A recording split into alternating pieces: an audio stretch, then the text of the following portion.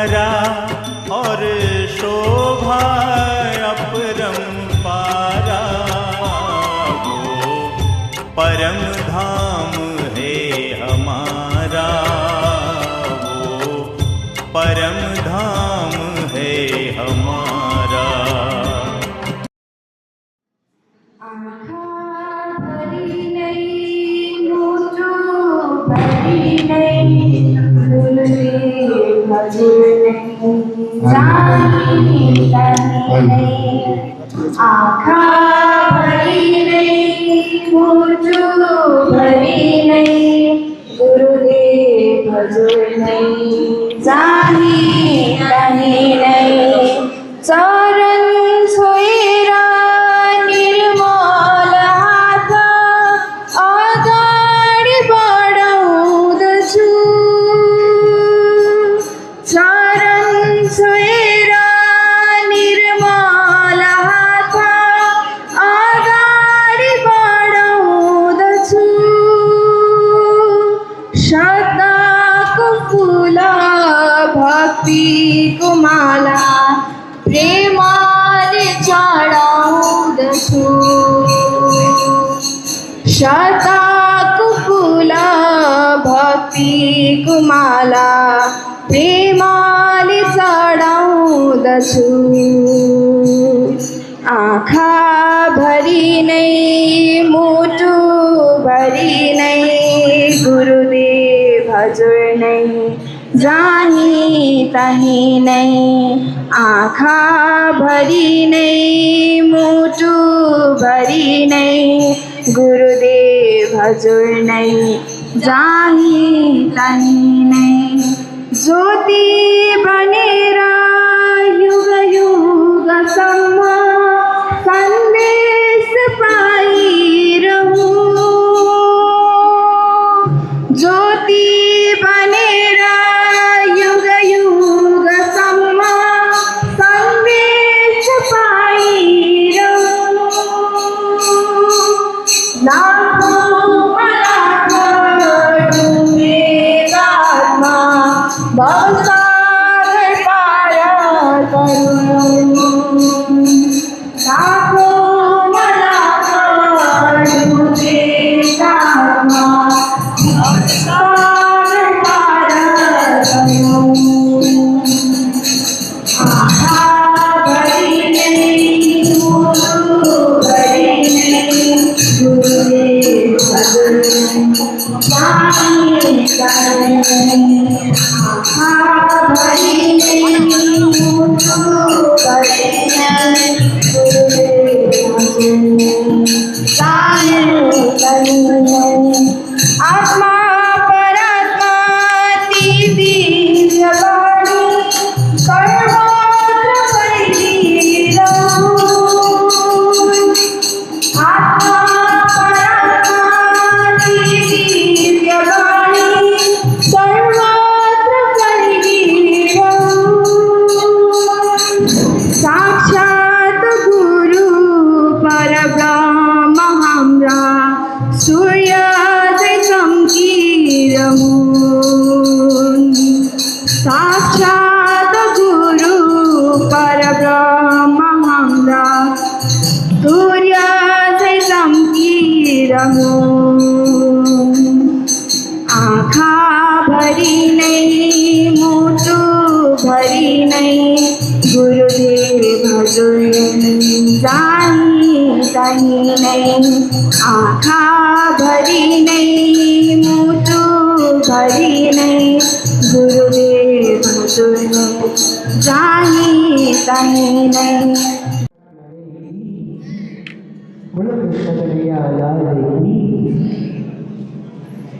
तू ही मेरा सच्चा साथी, तू ही एक सहारा है, तू ही मेरा सच्चा साथी, तू ही एक सहारा है। सारे जग की ठोकर खाकर पाया प्यार तुम्हारा है,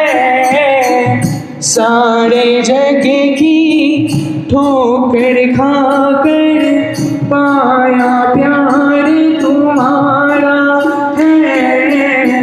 भूलू ना मैं कभी नाम तुम्हारा, दास तेरे चरणों का। भूलू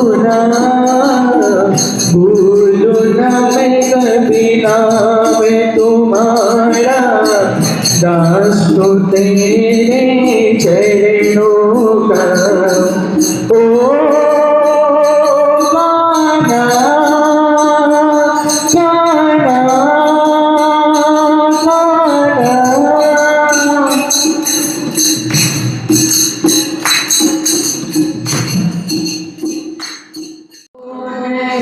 समाये सुहाना होगा, अंगना का धनी से मिलन तब होगा।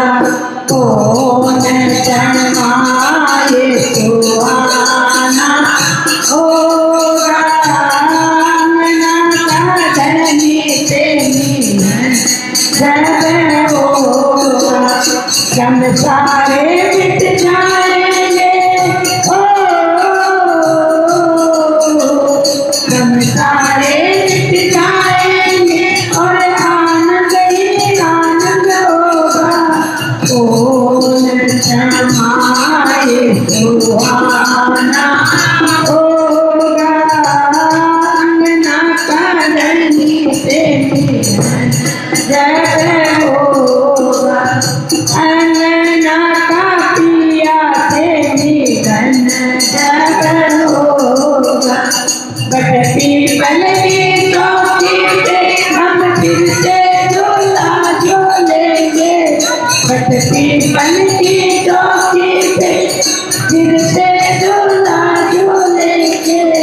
हम सोए सब में होंगे और श्यामा दर श्यामोगे।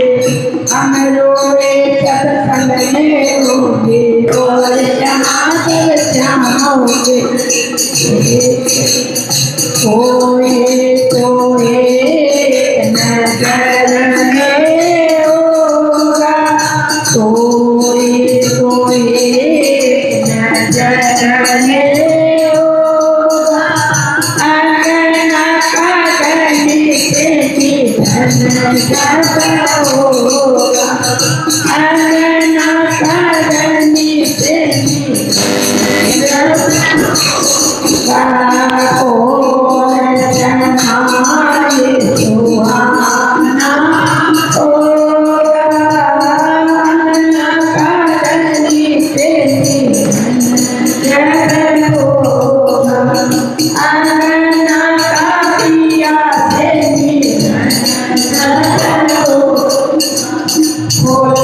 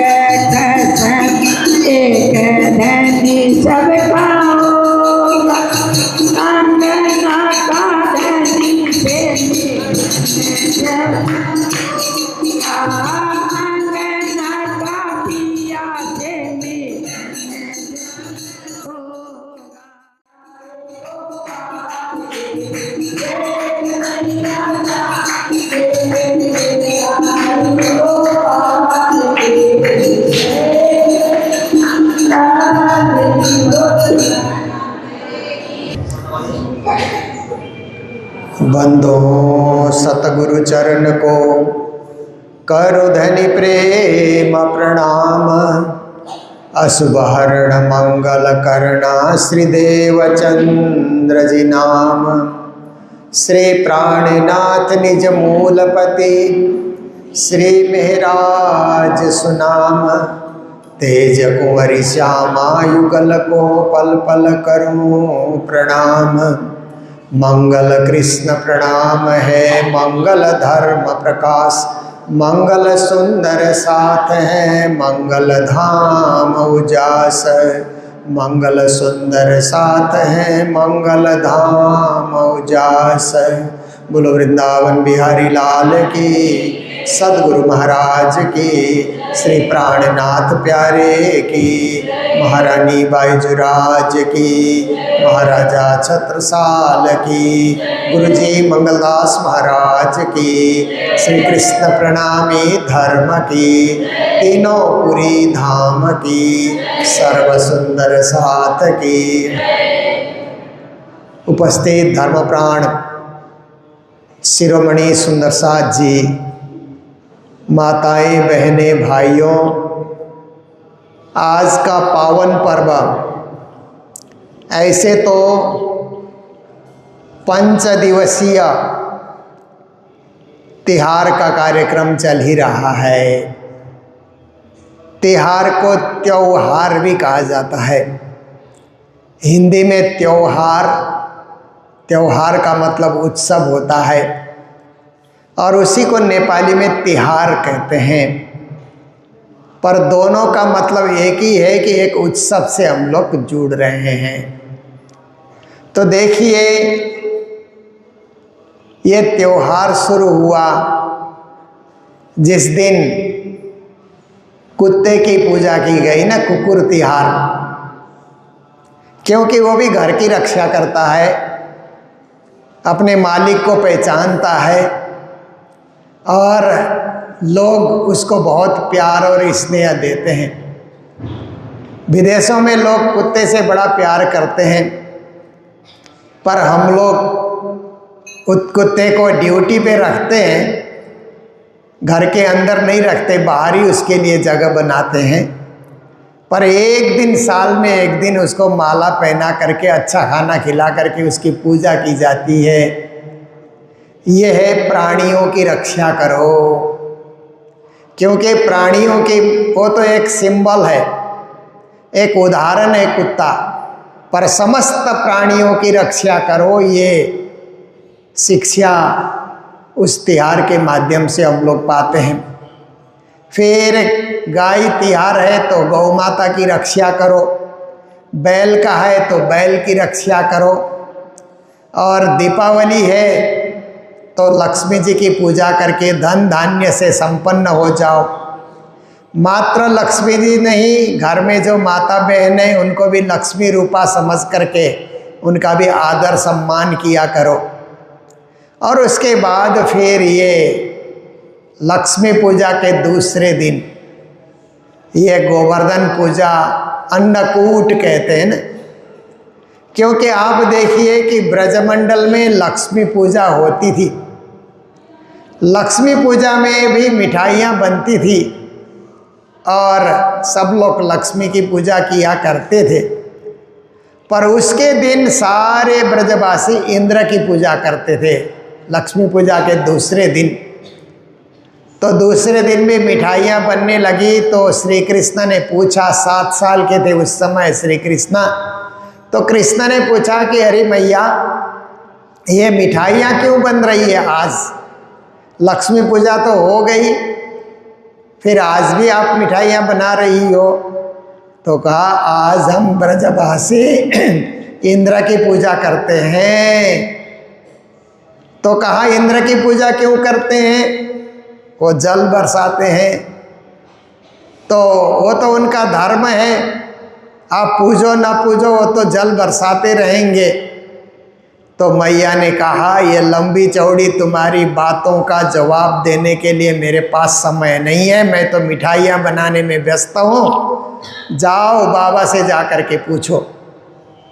कन्हैया और नंदा बाबा के पास आ गए, कहते हैं बाबा ये इंद्र की पूजा की क्या ज़रूरत है, क्योंकि देवी देवताओं का काम तो है कि अपने आप वो जल बरसाएं, सूर्य का काम है रोशनी देते रहें, वायुदेव का काम है हवा फैलाते रहें, अग्निदेव का काम है कि प्रकाश देते रहें। ये तो सब देवताओं का अपना अपना काम है, वरुण का अपना काम है, इंद्र का अपना काम है, दिक्पालों का अपना काम है, लोकपालों का अपना काम है। तो इंद्र पूजा क्यों, क्या ज़रूरत है?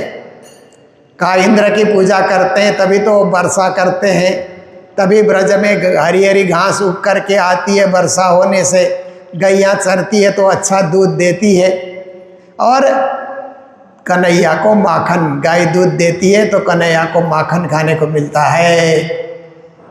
कन्हैया ने कहा कि बाबा अगर आपको हरी हरी घास ही चाहिए तो गोवर्धन पहाड़ में तो हरी हरी घास अपने आप निकल आती है, तो आप गोवर्धन पहाड़ की पूजा क्यों नहीं करते? कहा ये क्या बात कर रहे हो तुम? और भी ब्रजवासी आ गए तो कन्हैया ने प्रस्ताव रखा इस बार गोवर्धन पहाड़ की पूजा की जाए। कृष्ण की मोहिनी बातों में सारे ब्रजवासी आकर्षित हो गए, और होने के बाद सब ने विचार किया कि हाँ इंद्र की पूजा तो वर्षों से कर रहे हैं। कृष्ण ने कहा कभी इंद्र ने साक्षात दर्शन दिया? नहीं दिया। भोग व्यंजन ग्रहण किया? नहीं किया।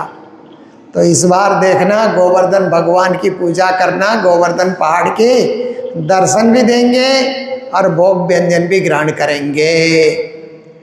तो सारे ब्रजवासी छकड़े में सब 56 भोग व्यंजन बना करके गोवर्धन पहाड़ के इर्द गिर्द शाम की बेला में पहुंचते हैं, और कन्हैया भी साथ साथ में नंद बाबा के साथ पहुंचते हैं। और कन्हैया ने अपना दूसरा रूप बनाया गोवर्धन पहाड़ में, चतुर्भुज स्वरूप बन गए।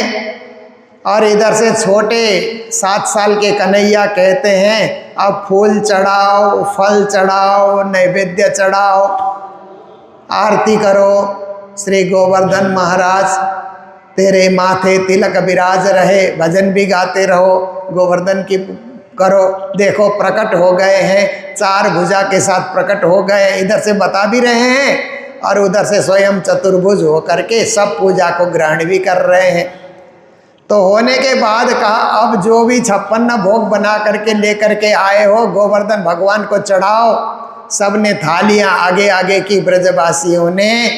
तो चतुर्भुज स्वरूप गोवर्धन जी ने क्या किया, सबकी थालियों में से ले करके अपने पेट में डालने लगे। उनका पेट तो पूरा गोवर्धन पहाड़ है, इतना बड़ा तो पेट उन्होंने बना रखा है। जितना भोग व्यंजन बना करके ब्रज 84 कोस से ब्रजवासी चारों तरफ गोवर्धन में खड़े थे, सारा कुछ गोवर्धन भगवान ने ग्रहण कर लिया, उन्होंने उसको अपने पेट में डाल लिया।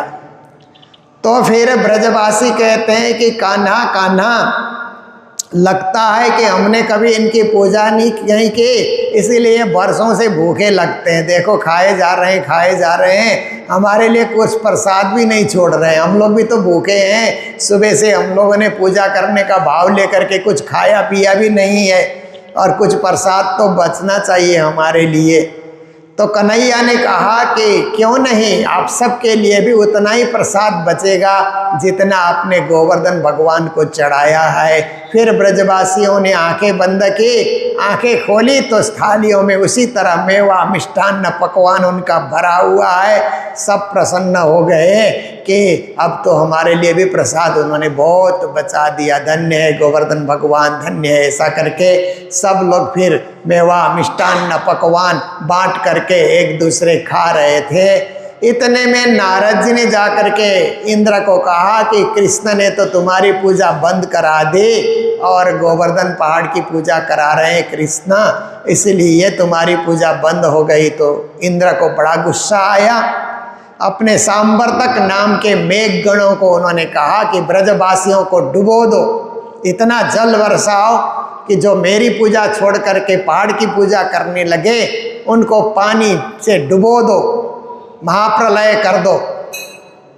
जैसे आजकल बोलते हैं ना बादल फटा, इस तरह से जल वर्षा करो। तो इंद्र के आदेश से जल वर्षा शुरू हुई। तो राधा रानी ने कृष्ण को कहा कि कान्हा, खुद गोवर्धन बन करके इतना मेवा मिष्टान्न खाते रहे, ब्रजवासियों के बनाए हुए भोग व्यंजन को ग्रहण करते रहे, अब बचाओ अपने भक्तों को। इंद्र इतना जल वर्षा कर रहे हैं और सब ब्रजवासी थोड़ी देर में जलमग्न हो करके डूब जाएंगे। भक्तों को बचाओगे या माखन मिश्री खाते रहोगे? जब राधा जी ने ऐसे ताना मार करके कन्हैया को कहा तो कन्हैया तैयार हो गए, मैं भक्तों को बचाऊंगा। फिर खेल खेल में उन्होंने अपनी छोटी उंगली में गोवर्धन पहाड़ को उन्होंने धारण कर लिया, उठाया, और पहाड़ जहाँ से उठाया जो खड्डा बन गया था उसमें सारे ब्रजवासियों को प्रवेश करने के लिए कृष्ण ने आग्रह किया। सब वहाँ खड्डे में चले गए। बरसात ऊपर से हो रही है, ब्रजवासी सुरक्षित के सुरक्षित हैं। तभी कुछ ग्वालों ने कहा, जो थोड़ा दंड बैठक लगाते थे, मजबूत थे, ऐसे जो ग्वाले थे, वो कहते हैं कान्हा तुम तो छोटे बालक हो, इतना बड़ा पहाड़ उठा रहे हो तो तुम थक गए होंगे, इसलिए हम पहाड़ उठाते हैं, तुम थोड़ी देर आराम करो। तो सारे मजबूत मजबूत बल वाले जो ग्वाले थे वो क्या करते हैं, अपने डंडे से गोवर्धन पहाड़ को उठाते हैं चारों तरफ से, और कृष्ण जी ने थोड़ा उंगली नीचा किया तो पहाड़ एकदम नीचे दब करके आया। सारे कहने लगे कि कान्हा कान्हा, ये पहाड़ तो हमारे सिर पे आ रहा है, हम दब जाएंगे, मर जाएंगे, सारे ब्रजवासी यहीं खत्म हो जाएंगे, इसीलिए बचाओ बचाओ। तो कृष्ण जी ने फिर उनको बचाया, और ब्रजवासी जो ग्वाले थे, जो अपने आप को पहलवान मानते थे, उनके अहंकार को भी दूर कर दिया। उसके बाद फिर 7 दिन 7 रात बीतने के बाद इंद्र को पता लगा ये तो साक्षात पूर्ण ब्रह्म परमात्मा है, मेरे को ऐसे अनर्थ नहीं करना चाहिए था। नारद की बातों में आकर के मैंने जल वृष्टि की, पर अब मुझे क्षमा याचना करके उनसे प्रार्थना करनी चाहिए कि मुझे माफ़ कर दें। तो इंद्र जी उस समय कामधेनु और पारिजात को लेकर के ब्रज भूमि में आते हैं, कृष्ण से विनय प्रार्थना करते हैं, क्षमा याचना करते हैं। ये कथा श्रीमद् भागवत में आती है। तो उसी उपलक्ष्य में ब्रज भूमि में गोवर्धन की पूजा और गोवर्धन को 56 भोग धराने का अन्नकूट भी उसको कहा जाता है। इसका साइंटिफिक वैल्यू क्या है, कृष्ण ने ऐसा क्यों कराया? इसका मतलब है कि पहाड़ की रक्षा करो, घास की रक्षा करो, वृक्षों की रक्षा करो, पर्यावरण की रक्षा करो। ये श्री कृष्ण की वैज्ञानिक शिक्षा है जो ब्रजवासियों को उन्होंने बताया।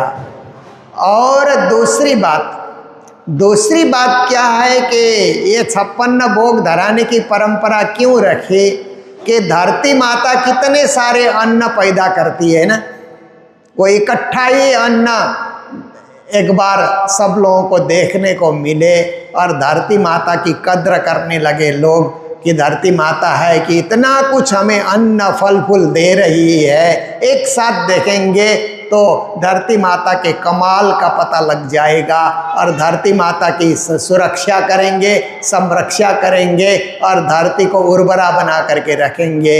ये शिक्षा भी देने के लिए श्री कृष्ण ने अन्नकूट कराई और सब को मिल करके रहना चाहिए, मिल करके भोजन करना चाहिए, मिलकर रहना और बांट कर खाना। ये शिक्षा भी अन्नकूट के माध्यम से श्री कृष्ण ने ब्रजवासियों को दी।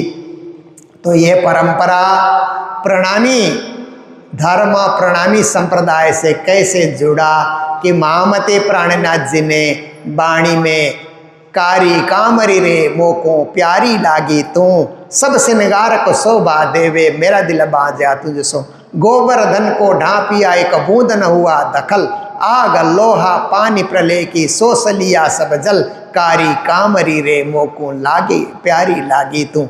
इस पद की रचना करके गोवर्धन पूजा की और कृष्ण ने उस जल वर्षा के समय में अपने कंधे में जो काली कंबल थी उससे गोवर्धन को ढांप दिया था, ढक दिया था ताकि पानी गिरे नहीं। ये भी प्राणनाथ जी महाराज इस पद में इस प्रकरण में बताते हैं। तो ये सब होने के कारण और षट ऋतु में प्राणनाथ जी महाराज कहते हैं कि दीपनो मेलो रे उत्सव अति भलो जहाँ सिनगार करे धनी मारो साथ, ऐसा करके षट ऋतु ग्रंथ में दीपावली की महिमा भी गाते हैं और कीर्तन में गोवर्धन और अन्नकूट की महिमा भी गाते हैं।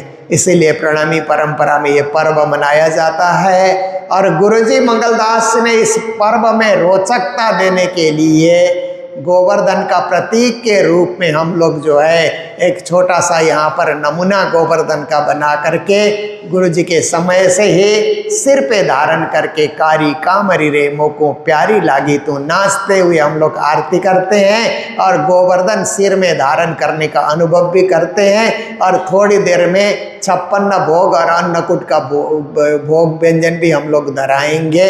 ये कार्यक्रम अभी यहाँ पर होना है तो मैं प्रवचन को यहीं विराम देने जा रहा हूँ।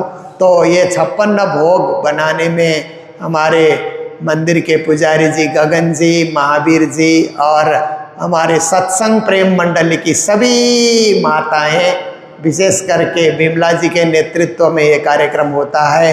तो बिमला जी का स्वास्थ्य भी ठीक ठाक रहे, मंगल कामना करते हैं आज के दिन में, क्योंकि हमारी सभी माताएं ठीक ठाक रहेंगी तभी तो हमारे पर्व उत्सव धूमधाम से मनेंगे और 56 भोग भी लगते रहेंगे। तो मैं फिर से बधाई देना चाहूँगा हमारे जो कालिम्पोंग के ठीक पूर्व दिशा में जो लोले गांव है, पाला गांव है, वहाँ हमारे करीब 200-250 घर सुंदर साथ रहते हैं। आज उन्होंने यहाँ आकर के, क्योंकि दिवाली के दिन किसी को फुर्सत नहीं होती है, पर उन्होंने यहाँ आकर के हमारे जो बड़े भाई यहाँ हैं जो यहाँ पधारे हुए हैं, श्री लीला प्रसाद साहब कोटा जी, उनकी धर्मपत्नी जसोदा जी का जो धाम गमन हुआ था, आज उनके नाम से यहाँ पर पारायण था, उस पारायण को सफल किया। तो उन सुंदर साथ को बधाई देता हूँ और आपको एक शुभ सूचना भी देना चाहूँगा कि उसी गांव में आने वाले जनवरी के 11 तारीख से 17 तारीख तक 51 पारायण के साथ सत्संग भवन का उद्घाटन हो रहा है। तो आप सब लोग वहाँ पर जाएंगे, मैं भी रहूँगा, मैं 7 के 7 दिन रहूँगा। आप सब सुंदर साथ भी वहाँ रोज़ जाएंगे और वहाँ पिकनिक वनभोज का आनंद लेंगे, क्योंकि गांव में जा कर के ऑर्गेनिक भोजन ग्रहण करना, इससे बड़ा सुख संसार में और कुछ नहीं है। गांव का वातावरण कितना प्रेम और भावमय होता है, ये देखने के लिए आप लोग जरूर जाएंगे। और ये हमारे धर्म प्राण अत्यंत गुरु महाराज से लगाव रखने वाले सुंदर साथ हैं, तो उनको भी मंगल बधाई देते हुए और आने वाले पृथ्वी परिक्रमा में मैं तो पृथ्वी परिक्रमा में यहीं रहना चाहता हूँ। बीच बीच में मुझे बाहर कहीं 108 पारायण होते हैं, बड़े कार्यक्रम होते हैं, तो वहाँ जाना पड़ता है। गत वर्ष मैं पद्मावतीपुरी धाम पन्ना गया था वहाँ पृथ्वी परिक्रमा में सहभागी होने के लिए। इस वर्ष चंडीगढ़ में 125 पारायण हो रहे हैं हमारे श्यामानंद जी महाराज के नेतृत्व में, वहाँ मुझे जाना है। पर मैं अगले साल कोशिश करूँगा, क्योंकि हम लोगों ने मंगल धाम को तो सजाया ही है, हम लोगों ने मूल मंदिर बाजार को भी सुंदर रीत से सजाया, इच्छे मंदिर को भी हम लोगों ने सजाया। अब बारी आ रही है कुटी सजाने की, तो हम कोशिश करेंगे कि अगले साल तक कुटी में भी कुछ वहाँ भी सुंदर सजावट हो जाए, कुछ वहाँ भी सुविधा और जुड़ जाए, ये हमारी कोशिश रहेगी। आप सब सुंदर साथ का साथ सहयोग और प्रेम स्नेह मिलता रहेगा। तो गुरु जी की इच्छा के अनुसार कुटी को भी थोड़ा अच्छा हम लोग सुंदर से सजाने की सोच बना रहे हैं। तो अगले वर्ष मैं ज़रूर कोशिश करूंगा कि पृथ्वी परिक्रमा में रहने के लिए। इस बार की पृथ्वी परिक्रमा सुबह 7 बजे मंगलधाम से शुरू होगी। मूल मंदिर बाजार और स्कूल में गुरु जी की जो प्रतिमा लगी है उसकी परिक्रमा करके इच्छे मंदिर में जा कर के नाश्ता करेंगे और इष्टे मंदिर में नाश्ता करके फिर गाते बजाते हुए कुटी आएंगे। 12:30 बजे तक कुटी आ कर के फिर वहाँ पर भव्य सत्संग प्रवचन भजन कीर्तन होगा। उसके बाद वहाँ पर वनभोज का कार्यक्रम प्रीति भोज का कार्यक्रम होगा जो प्रतिवर्ष होता है। इस वर्ष अभी धूमधाम से होगा। तो आप सब लोग परिक्रमा करने में और कुटी में सत्संग में सम्मिलित होने में 5 नवंबर को वो कार्यक्रम है, ज़रूर सहभागी बनेंगे। इसी के साथ अभी के प्रवचन को मैं विराम दे रहा हूँ। हम लोग अच्छे चरण धरो बोल करके फिर उसके बाद पूर्ण ब्रह्म बोलेंगे। फिर गोवर्धन जी को सिर पे धारण करके नाचते गाते हुए आरती करेंगे। बोलो सतगुरु महाराज की, श्री प्राणनाथ प्यारे की, सर्व सुंदर साथ की, आज के आनंद की, गोवर्धन महोत्सव की।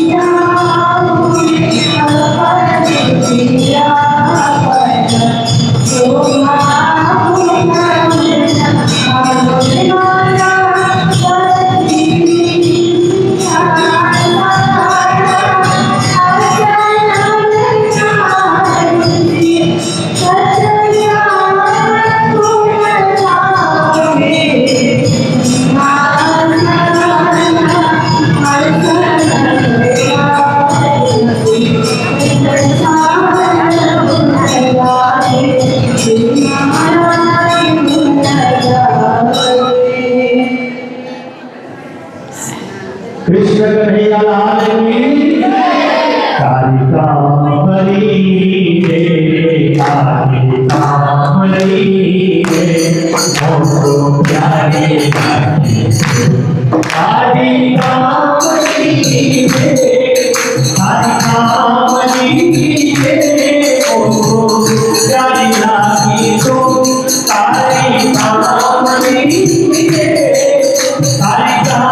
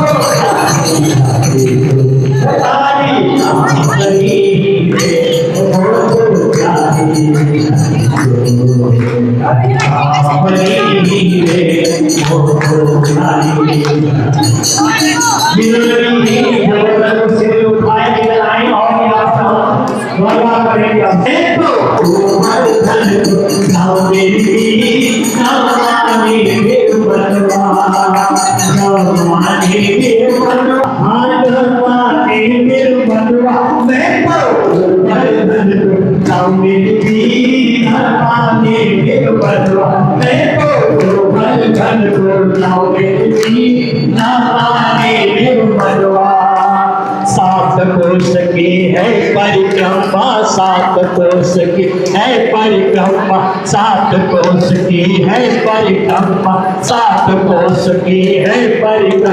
मैं तो मानस गंगा नाव मेरी थी नामाने मेरे बनवा, मैं तो मानस गंगा नाव मेरी थी नामाने मेरे बनवा, नामाने मेरे बनवा, अरे नामाने मेरे बनवा, नामाने मेरे बनवा, अरे नामाने मेरे बनवा। मैं तो नाम मेरी थी नामाने मेरे बनवा, मैं तो नामाने मेरे बनवा। सात शेर की करी करार, सात शेर की करी करिया, सात शेर की करी करिया, सात शेर की नामाने मेरे बनवा।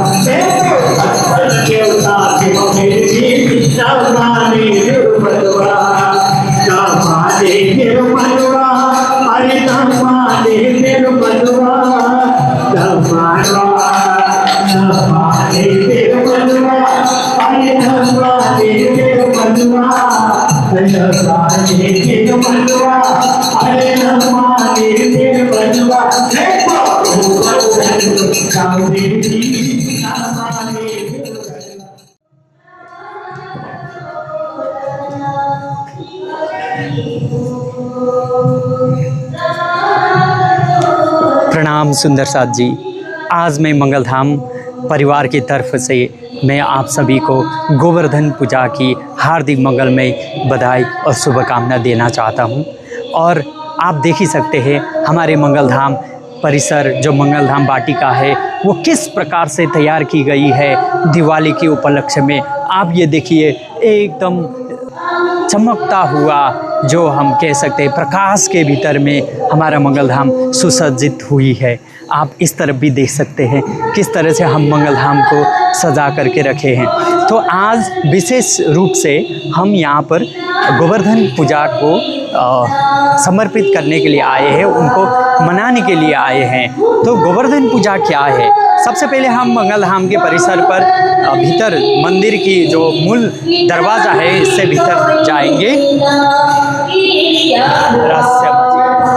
और आप ये देख सकते हैं मैं अभी भीतर आ चुका हूँ। यहाँ पर जो गोवर्धन पर्वत यहाँ श्री कृष्ण जी ने जो उठाए हैं वो अपने जो छोटी उंगली है उस पर इस प्रकार से उठाए थे जब इंद्र ने बहुत सारा बारिश की बरसात की थी।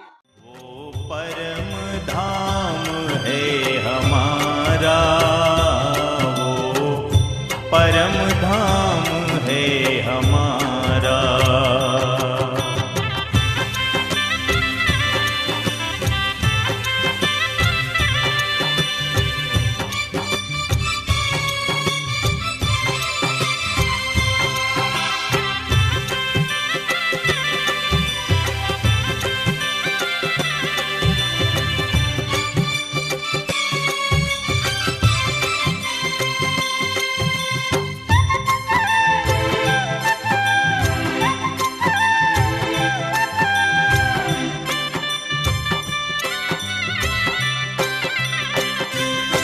कहीं फूल बाग, कहीं नूर बाग, कहीं कुंज निकुंज सुहाना।